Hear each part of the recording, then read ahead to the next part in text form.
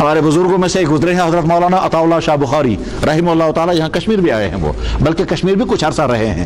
حضرت مولانا عطاءاللہ شاہ بخاری رحمہ اللہ تعالیٰ ایک مرتبہ علی گڑھ میں تقریر کرنے کے لیے گئے تھے، تو وہاں کچھ لوگ ان کے مزاج سے واقف نہیں تھے یا ان کی فکر سے متفق نہیں تھے، تو علی گڑھ یونیورسٹی کے لڑکوں نے کھڑے ہو کر کہا ہم کوئی تقریر نہیں ہونے دیں گے، ہم کو تقریر نہیں ہونے دیں گے۔ مولانا عطاءاللہ شاہ بخاری کہنے لگے بھائی میں تو آیا ہوں، کچھ نہ کچھ تو کرنا ہے ضرور۔ انہوں نے کہا ہم کوئی تقریر نہیں ہونے دیں گے۔ بہرحال مولانا آئے اور کرسی پر بیٹھ گئے۔ لڑکے جو ہے وہاں سے پتھر مارتے رہے، تانے دیتے رہے۔ مولانا عطاءاللہ شاہ بخاری اصلی سید زادہ اور حضور کے خاندان کے، تو انہوں نے آنکھیں بند کر کے رکھی اور بہت دیر آنکھیں بند کرنے کے بعد پھر سر اٹھا کر کے آنکھیں بند کر کے کہا بچوں ایک بات سنو، میں نے آنکھیں بند رکھی تھی، اب بھی میں آنکھیں نہیں کھول رہا ہوں، اس لیے نہیں آنکھیں کھول رہا ہوں کہ قیامت کے دن میرے نانا جان محمد صلی اللہ علیہ وسلم فرمائیں گے عطاءاللہ دکھا مجھے کون کون تجھے پتھر مار رہا تھا، تو میں تم کو پہچان نہیں سکوں گا، اس لیے میں نے آنکھیں بند رکھی۔ اب جب یہ جملہ بولا تو کام گئے سب لوگ۔ اس کے بعد دیکھو بھائی آپ لوگ میری تقریر نہیں سننا چاہتے، بہت اچھا، اگر آپ لوگ اجازت دیں میں قرآن کی تھوڑی سی تلاوت کروں؟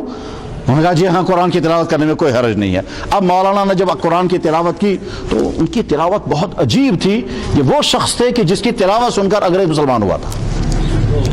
ایک انگریز جیل کے اندر مولانا عطاءاللہ شاہ بخاری کی تلاوت سن کر مسلمان ہوا ہے، اس انداز کی تلاوت ان کی ہوتی تھی، بالکل لحن ایسا اللہ نے ان کو عطا کیا تھا، تو ان کی تلاوت سننے والے بھی مست ہو جاتے تھے اور وجداری ہو جاتا تھا، اس انداز کی تلاوت کرتے تھے۔ یہ وہی مولانا عطاءاللہ شاہ بخاری ہیں کہ جب ان کے ایک دوست تھے مولانا عبید اللہ، یہ مولانا عبید اللہ مکہ مدینہ طیبہ ہجرت کر کے گئے اور ہجرت کر کے وہیں مدینہ طیبہ میں جا کے بس گئے، اور وہاں جناب رسول اکرم صلی اللہ علیہ وسلم کی خواب میں زیارت ہوئی، اور زیارت ہونے کے بعد آپ نے فرمایا واپس چلے جاؤ، عرض کیا حضرت مدینہ طیبہ میں رہنا چاہتا ہوں، فرمایا نہیں تم واپس جاؤ اسی ملک میں جہاں سے تم آئے ہو۔ انہوں نے عرض کیا حضرت میں یہاں مدینے میں رہنا چاہتا ہوں، فرمایا نہیں تم وہاں دین کا کام کرو گے مجھے زیادہ خوشی ہوگی اس کے مقابلے میں کہ تم یہاں بیٹھ کر اپنی ذاتی عبادت کرو۔